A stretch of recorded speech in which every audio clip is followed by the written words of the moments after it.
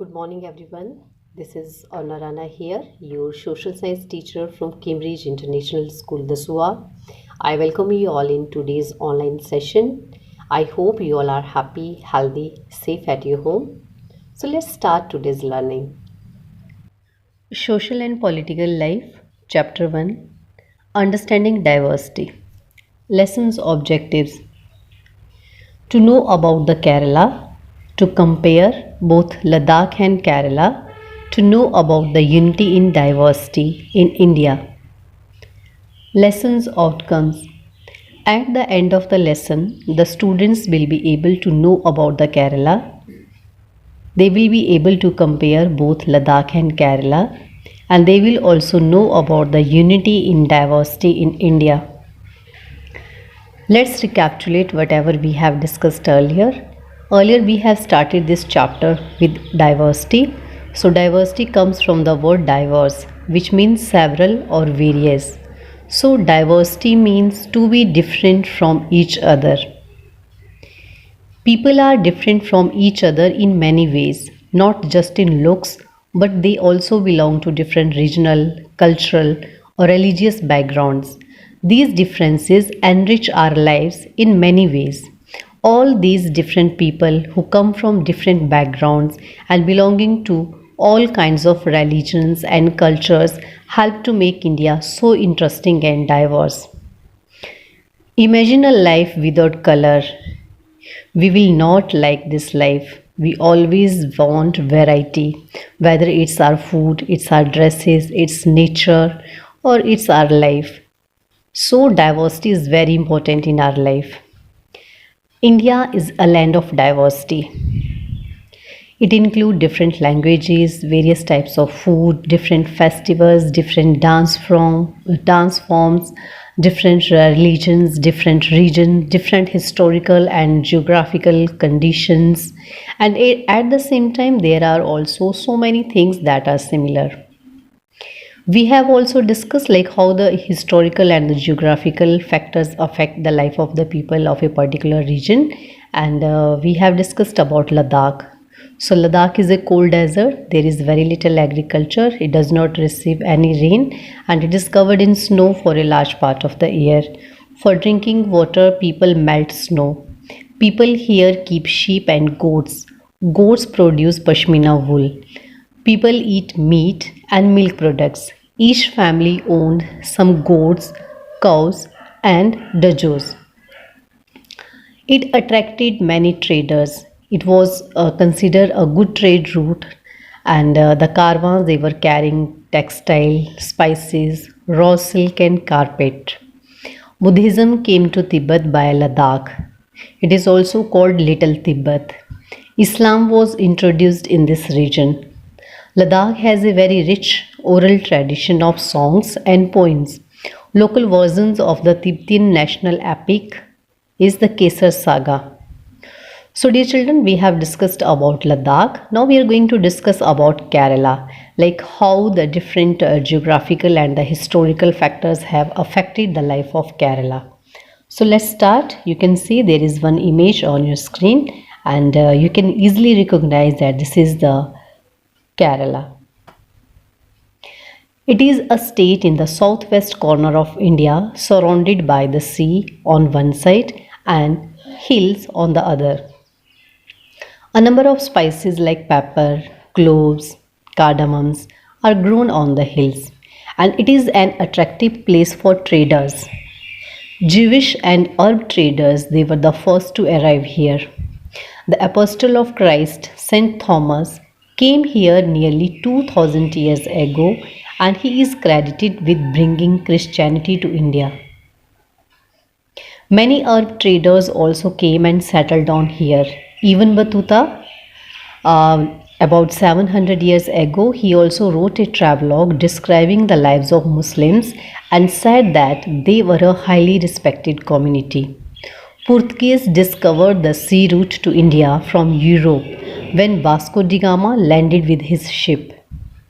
All these various historical influences resulted in people of Kerala practicing different religions such as Judaism, Islam, Christianity, Hinduism, and Buddhism. The fishing nets called Chinawala used here look exactly like the Chinese fishing nets. You can see there is one image of the Chinawala. Even the utensils used for frying is called China chatti. This also you can find in one image. That is a frying pan which is called as China chatti. It is believed that the word Chin could have been come from China. The fertile land and the climate are suited to grow rice, and a majority of people here eat rice, fish, and vegetables. So, dear children, as we have seen, Kerala and Ladakh, they are quite different in terms of their geographical features, but have a history with similar cultural influences. Both regions were influenced by Chinese and Arab traders. The geography of Kerala allowed for the cultivation of spices, while the special geographical location of Ladakh and its wool drew traders to these regions. Meanwhile, the influence of diverse culture is not merely a thing of the past. Even present lives are all about moving from place to place for work, and with each move, the cultural traditions and the way of life slowly become part of the new places people reside in. Let me repeat it again. As we have discussed, like the earlier, also the people, they are moving from one place to other place, and that's why they are bringing with them so many things. Okay, same happens today also. Even today also, we move from one place to other place for our work, and when we are moving, then with our each move, our cultural traditions and the way of life slowly become the part of the new place where we are living. Okay, either the people, those who are living there, they will learn from us, or if we have shifted to a new place, then we are going to learn from those people. So today also there is mixing of these cultures. Similarly, in their own neighborhood, people from several community live close to each other. Yes, you can also see, like around you, there can be the families from the different parts of India. Daily lives are about the ways in which they can do things together and hear stories about each other's lives, customs, and traditions. India's diversity is a source of its strength. Women and men from different cultural, religious, and regional backgrounds came together to oppose British rule in India. Dear children, I hope you all have remembered about the Indian freedom struggle, and we got the freedom on 15th August 1947. So in that freedom struggle also, that also shows us the unity of the Indian people, and there was diversities also. Okay, India freedom movement involved thousands of people from different backgrounds. They worked together to decide joint actions, went to jail together, and found different ways to oppose the British thought to divide the Indians because they were so different and then continue to rule them. However, the people showed how they could be different yet united in their battle against the British. The people of India, they all belong to different regions, religions, different castes, different races. But still, when it's about their country, it's against the British, they all got united. There is also a song sung after the Jallianwala Bagh massacre in Amritsar, composed in memory of the brave people who killed by a British general. The songs and the symbols that emerged during the freedom struggle serve as a constant reminder of the country's rich tradition and respect for diversity. The Indian flag was also used as a symbol of protest against the British. Now, dear children, we have one last topic, that is unity in diversity. According to the book The Discovery of India, which was written by Pandit Jawaharlal Nehru, he said Indian unity is not imposed from the outside, but rather it was something deeper and within its fold. The widest tolerance of belief and the custom was practiced, and every variety acknowledged and even encouraged. It was Nehru who coined the phrase unity in diversity to describe the country. Let me explain it again. Unity in diversity means although we people are different from each other, India is a big country. Okay, so there are so many languages, there are different cultures, religion, region. We have different geographical conditions. We have different historical background.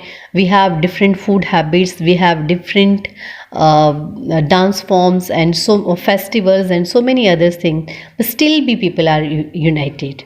Okay, that's why it has been described as India as a country with unity in diversity. So, dear children, that's all about today. Let's recapitulate whatever we have discussed. Today, we have started our session with Kerala. So, Kerala, it is a state in the southern part of India, and it was famous for even today also for spices like pepper, cloves, cardamom, etc. And it was an attractive place for the traders even 2000 years ago. Arab traders came here. Then the Saint Thomas, who has brought Christianity to India, he has came here. And then the Portuguese, they also came here. So because of these different traders in Kerala, there are the different religions like Judaism, Islam, Christianity, Hinduism and Buddhism. Even they are also influenced by the Chinese people, and that's why they are using the Chinese Chinawala fishing nets and the China chatti, that are the frying pans. It means this word has been come from the Chin word has been come from China. The fertile land and the climate, it helped in growing rice, and many people there, they are eating rice, fish and vegetables. So in this way we have discussed like how Kerala and Ladakh, they are different in terms of their geographical features but have a history with similar cultural influences. Then we have discussed about the freedom struggle of India. Like here the people of different culture, backgrounds, men, women, rich, poor, young, old, belonging to different religion as well as regional backgrounds, they came together to oppose British rule in India. Then we have also discussed about unity in diversity, which I have told you. It was a term which was given by Pandit Jawaharlal Nehru, the first Prime Minister of India. And this is truly defining the Indian people, the unity in diversity. So dear children, that's all about today. I hope I have made myself clear. Kindly do the reading of the chapter. Okay, and if you people have any doubt, then we are going to clear in the online classes. Thank you everyone. God bless you all.